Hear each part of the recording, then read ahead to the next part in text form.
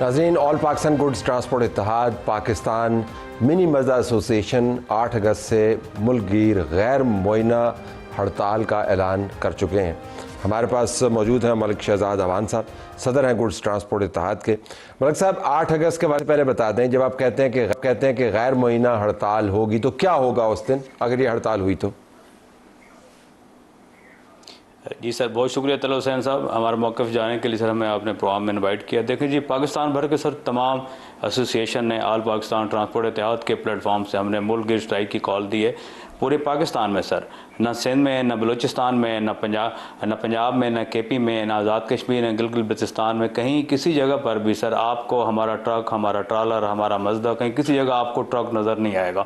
हुकूमत की गलत पॉलिसियों की वजह से रोज़ाना की बुनियाद पर डीजल पेट्रोल की कीमतों में इजाफे की वजह से, रोज़ाना की बुनियाद पर पेट्रोलियम मसनूआत की कीमतों में जो तब्दीली का फ़ैसला है फेडरल गवर्नमेंट का, उनकी गलत पॉलिसियों की वजह से 50% ट्रांसपोर्ट जो है सर हमारी वैसे खड़ी हो चुकी है। हम गवर्नमेंट से ये डिमांड कर रहे हैं कि इस फैसले को रोज़ाना की बुनियाद पे जो डीजल पेट्रोल की कीमतों में तब्दीली का फैसला है इसको वापस किया जाए, और पेट्रोल मसनूआत की कीमतों में सर हम कमी का मुतालबा कर रहे हैं। विदहोल्डिंग टैक्स और टूल टैक्स में जो फेडरल गवर्नमेंट की तरफ से इजाफा किया गया है वो सर हम डिमांड कर रहे हैं कि उस इजाफे को वापस किया जाए। और जो एक्स्ट्रा लोड का कानून है वो पूरे पाकिस्तान के अंदर सर एक्स्ट्रा लोड पर इम्प्लीमेंट कराया जाए। और हम इसके अलावा डिमांड ये कर रहे हैं कि सर मुल्क गिर दिसंबर की हमारी स्ट्राइक हुई थी जो कि 10 दिन चलती रही, जो पंजाब गवर्नमेंट ने, सिंध गवर्नमेंट और फेडरल गवर्नमेंट के नुमाइंदों ने आके हमसे ये तहरीरी मुआहदा सर मेरे पास मौजूद है जो करके गए। हम ये डिमांड कर रहे हैं वफाकी हुकूमत और सूबाई हुकूमतों से कि वो जो मुआहदे करके गए हमसे उस पर गवर्नमेंट जो है वो इम्प्लीमेंट करे। ज़रा तारीख को दोहरा दें, ये बताएं कि ये मुआहदा किस किसने किया था आपके साथ? देखिए सर, ये मेरे पास पंजाब गवर्नमेंट, सिंध गवर्नमेंट और वफाक का जो है ये मुआहदा मेरे पास सर मौजूद है। दिसंबर की हमारी मुल्क गिर हड़ताल हुई थी तलत हुसैन साहब, जो 8 दिसंबर से सर शुरू हुई और 18 तक जो है ये स्ट्राइक चलती रही।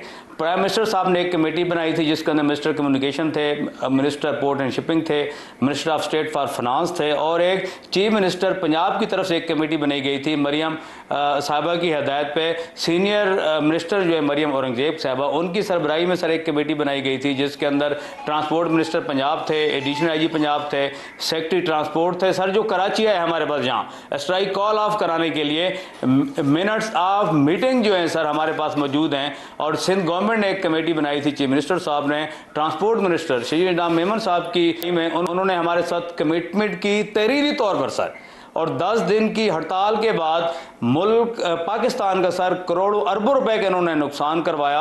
और उसके बावजूद कि आज 8 महीने गुजरने के बाद किसी एक पॉइंट पर सर जो है ना वफाकी हुकूमत, न पंजाब हुकूमत, न सिंध हुकूमत जो है वो हमारे मुतालबात मानने को तैयार नहीं है। और आप ये रोज़ाना की बुनियाद पर डीजल पेट्रोल की कीमतों में इजाफा हो या रोज़ाना की बुनियाद पर डीजल पेट्रोल की कीमतों में तब्दीली का सर फैसला हो, इनकी इन पॉलिसियों से तंग आकर सर हम फिर से मुल्क गिर हड़ताल की तरफ जा रहे हैं। और तमाम तरह इसकी नुकसान की जिम्मेदार जो है वफाकी हुकूमत और वो सूबाई हुकूमतें हैं जिनकी गलत पॉलिसियों की वजह से सर हम मुल्क गिर हड़ताल की तरफ जा रहे हैं। बरोज़ हफ्ते से 8 तारीख से जो कि पूरे पाकिस्तान के अंदर ये हमारी स्ट्राइक जारी रहेगी गैर मुअय्यना मुद्दत तक, जब तक जो हमारी जायज़ डिमांड है हुकूमतें जो हैं जब तक वो हमारे तमाम तरह डिमांड तस्लीम नहीं करती उस टाइम तक ये हमारी मुल्क गिर हड़ताल जो सर जारी रहेगी।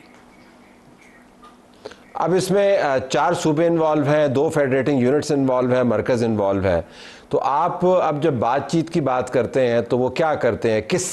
कौन आपके पास आए या किसके साथ हम इंगेज हों? आपको PM हाउस बुलाया जाए, आपको प्रोविंशियल गवर्नर्स आपसे इंगेज करें, कौन हो जो आपके साथ बात करे? देखें तलत हुसैन साहब, सर हमारी 8 डिमांड जो हैं सर वो फेडरल गवर्नमेंट से हैं, 8 डिमांड हमारी पंजाब गवर्नमेंट से हैं, 8 डिमांड जो हैं वो हमारी सिंध गवर्नमेंट से हैं, और कुछ 4 डिमांड जो हैं सर हमारी बलूचिस्तान गवर्नमेंट से हैं। और तमाम की तमाम हमारी डिमांड जो तलत हुसैन साहब वो आइनी हैं, वो कानूनी हैं। कोई चीज़ हम ऐसी गवर्नमेंट से सर डिमांड नहीं कर रहे। और सर तलत हुसैन साहब, मैं एक अर्ज़ करूं कि पिछले कई महीनों से सर जंगी हालात की वजह से ट्रांसपोर्ट का काम कारोबार एक्सपोर्ट इंपोर्ट ना होने के बराबर है।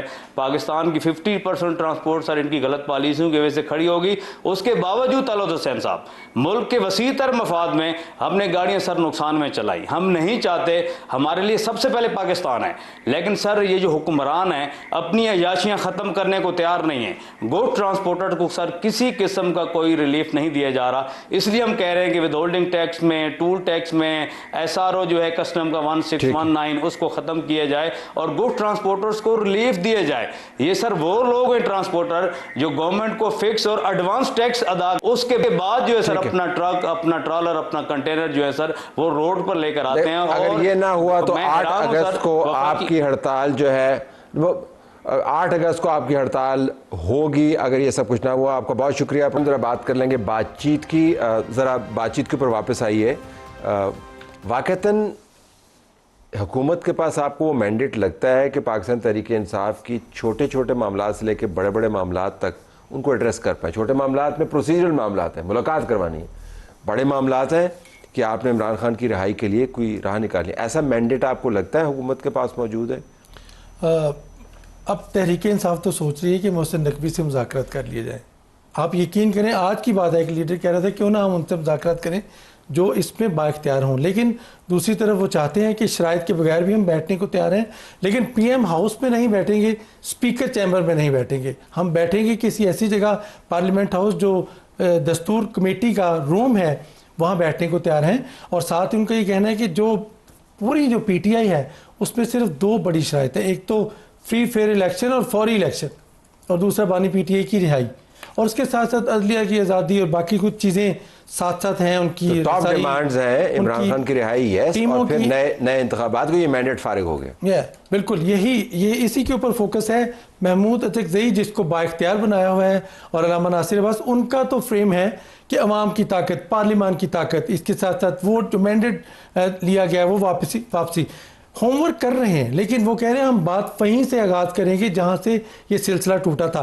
लेकिन प्राइम मिनिस्टर हों, चूँकि राना सनाउल्लाह के पास भी आ गए हैं, फिर एक मज़े की बात है वो चाहते हैं राना सनाउल्लाह के घर में भी नहीं करनी, क्योंकि वो अपोजिशन लीडर का घर है असल जहाँ पे वो रह रहे हैं, लिहाजा हम वहाँ नहीं जाएंगे। सुपर मार्केट में कौन सी वो जगह है जहाँ पे सारे लोग मौजूद थे, वहाँ पे कर ले, कोई जगह मुलाकात कहीं पे की जा सकती है, बट पार्लियामेंट में क्यों नहीं? वैसे बिल्कुल पार्लियामेंट में होनी चाहिए, स्पीकर के चेंबर के। देखिए मेरे ख्याल हाउस में क्यों नहीं? इतनी गॉसिप तो मेरे पास नहीं है जितनी इनके पास है। गॉसिप नहीं, इन्फॉर्मेशन दे रहे हैं आपको।